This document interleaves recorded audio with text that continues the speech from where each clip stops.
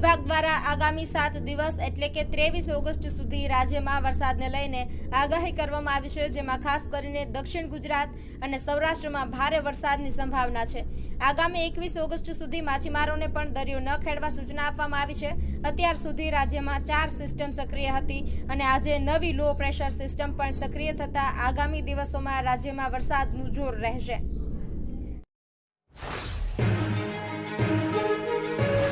માંગરોળના એક ખેડૂતે પરંપરાગત ખેતી છોડીને કંટોલાની ખેતીમાં અદ્ભુત સફળતા મેળવી છે। તેમણે જંગલમાંથી આ કંટોલાનું બિયારણ શોધી કાઢ્યું અને તેની ખેતી શરૂ કરી। આ ખેતીમાં વીઘે 40,000ના ખર્ચ સામે 1.5 લાખનો નફો થાય છે। કંટોલાને આયુર્વેદમાં સુપરફૂડ માનવામાં આવે છે અને તેની દેશ વિદેશમાં પણ મોટી માંગ છે। 3,000 કિલો સુધીનું ઉત્પાદન મેળવીને 4,250 પ્રતિ મણ સુધીના ભાવ મેળવ્યા છે। સુરતમાં ગુનાખોરીને અંકુશમાં રાખવા માટે પોલીસ સતત કાર્યરત છે અને આ ક્રમમાં ઉમરા પોલીસની એક અનોખી કામગીરી સામે આવી છે।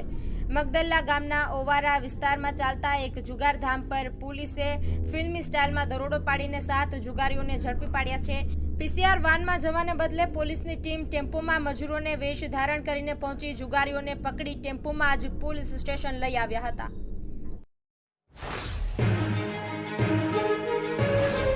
રાજકોટ શહેરના રેસકોર્સ મેદાનમાં યોજાયેલા લોકમેળાનો આજે ચોથો દિવસ છે। ગઈકાલે ત્રીજા એટલે કે જન્માષ્ટમીના દિવસે સવારથી જ મોટી સંખ્યામાં લોકો સૌરાષ્ટ્રભરમાંથી ઉમટી પડ્યા હતા।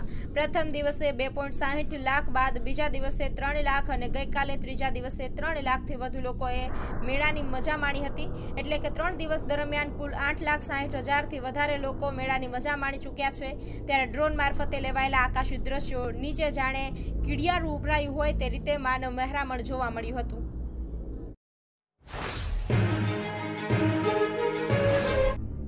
પ્રાંતિજ તાલુકાના મોયદ રૂપાજીવાસ ગામે એક પોલીસ કોન્સ્ટેબલ પર હુમલો થયો છે। પોલીસ કોન્સ્ટેબલ રાકેશ કુમાર કાંતિલાલ 16મી ઓગસ્ટે સવારે 9:45 અરજીની તપાસ માટે ગામમાં ગયા હતા।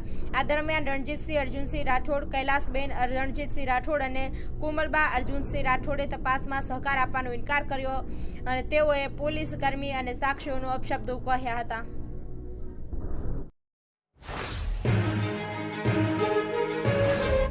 વડોદરા શહેરમાં ગુનાહિત પ્રવૃત્તિઓને નિયંત્રણમાં લાવવા માટે પોલીસે કડક કાર્યવાહી હાથ ધરી છે।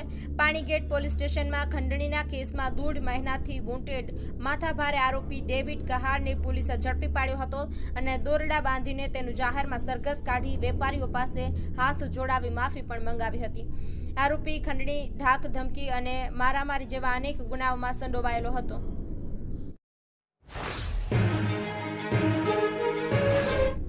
જામનગર શહેરમાં ઓટો રિક્ષામાં થયેલી લૂંટની ઘટનામાં પોલીસે ગણતરીના કલાકોમાં આરોપીઓને ઝડપી પાડ્યા છે। ગાંચી કબ્રસ્તાન કૃષ્ણા પાર્ક સોસાયટીમાં રહેતા 70 વર્ષીય સવિતાબેન ઝાલા પાસેથી 1 તોલાની સોનાની બંગડીની લૂંટ થઈ હતી। આરોપીઓએ ઓટો રિક્ષામાં પેસેન્જર તરીકે સવિતાબેનને બેસાડ્યા બાદ તેમને પકડી રાખી મોઢું દબાવી એક કટરથી બંગડી કાપી લીધી હતી। પોલીસે સીસીટીવી ફૂટેજના આધારે રિક્ષાનો નંબર GJ10TZ 1803 શોધી કાઢ્યો હતો।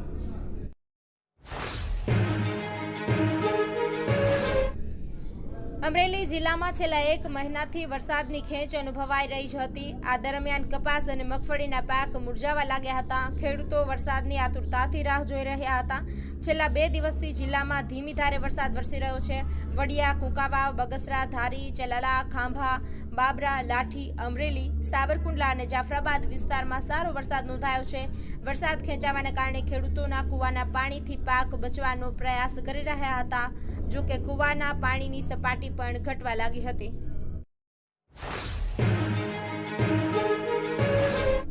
બનાસકાંઠા જિલ્લામાં હવામાન વિભાગની આગાહી મુજબ કેટલાક વિસ્તારોમાં વરસાદી ઝાપટા નોંધાયા છે। અમીરગઢ તાલુકાના ઇકબાલગઢ, ઝાંઝરવા અને બાલુદ્રા સહિતના વિસ્તારોમાં વરસાદ પડ્યો છે। આ વરસાદથી લોકોને ગરમીમાંથી આંશિક રાહત મળી છે।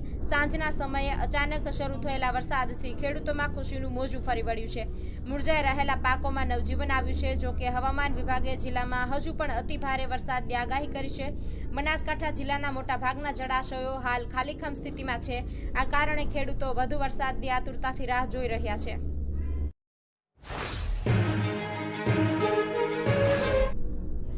વાગરા તાલુકામાં રિફાઇન્ડ સલ્ફરની ચોરીનો કિસ્સો પ્રકાશમાં આવ્યો છે. જામનગરની રિલાયન્સ ઇન્ડસ્ટ્રીઝથી વિલાયત જીઆરડીસી સ્થિત બિરલા ગ્રાસિમ કંપની સુધી પહોંચાડવાનો માલ રસ્તામાં જ ગાયબ થઈ ગયો હતો.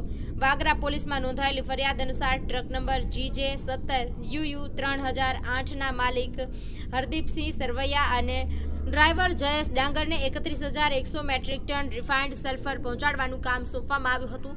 આ માલની કિંમત ₹7,60,000 હતી. 10 થી 12 ઓગસ્ટ 2025 દરમિયાન બંને આરોપીઓએ ટ્રક રસ્તામાં રોકી સલ્ફરનો જથ્થો કાઢી લીધો. તેની જગ્યાએ મીઠા જેવો પદાર્થ ભરી દીધો હતો. આ છેતરપિંડી સામે વાગરા પોલીસ સ્ટેશનમાં ગુનો દાખલ કરવામાં આવ્યો છે.